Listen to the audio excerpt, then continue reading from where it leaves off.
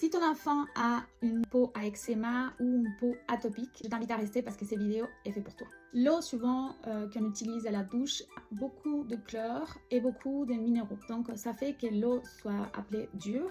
Ça dépend de chaque région, de chaque pays. Cette information, on peut la trouver normalement dans les sites de l'État. Et c'est important parce que si ton enfant a une peau à problème, c'est quelque chose qu'on doit regarder. L'excès de chlore, excès de minéraux vont débiliter la barrière cutanée de la peau. Bien évidemment que le filtre ne va pas guérir un eczéma. On parle d'une mesure qui est importante à prendre comme complément de tout un tas de choses qu'il faut faire quand on a un enfant avec une peau atopique. Quant à quoi regarder pour le filtre, c'est important que si tu as un enfant qui a une peau atopique, il faut regarder les certifications que je vais laisser dans les copies du post parce qu'il n'y a pas tous les filtres qui se vaut. Il faut vraiment chercher les filtres qui ont ce type de certification et avec de l'eau chaude même, ils vont réussir à réduire, neutraliser les chlores présents dans l'eau. Un filtre ne va pas faire la magie, il faut travailler vraiment l'intérieur parce que comme je vous expliquais dans une vidéo avant, ce qui sort par la peau n'est pas en train de sortir par les organes d'élimination qui sont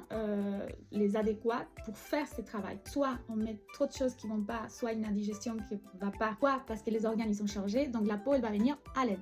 L'essentiel aussi, c'est des douches courtes, on va pas vraiment passer beaucoup de temps dans l'eau. Si vous avez une baignoire, une bonne astuce pour la peau atopique, c'est d'utiliser des bains de sel de Epsom, aide beaucoup à rétablir l'équilibre de la peau. L'eau ne doit pas être trop chaude, jamais, parce que ça va pas aider avec la barrière cutanée. Ça vient de l'eau très très chaude, il va nous retirer des huiles importantes pour cette barrière, donc il faut faire attention à ça aussi. Il faut toujours utiliser de l'eau tiède.